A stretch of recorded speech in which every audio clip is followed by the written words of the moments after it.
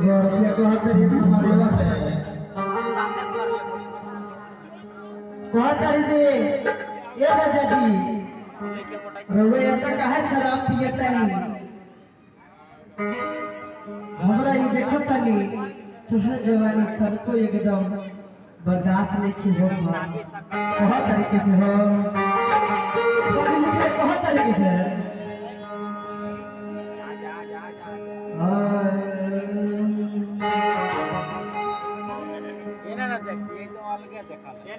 बहुत तारी ये राजा जी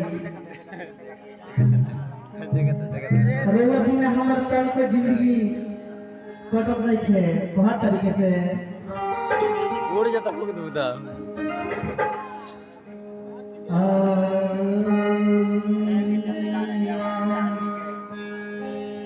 तोरे से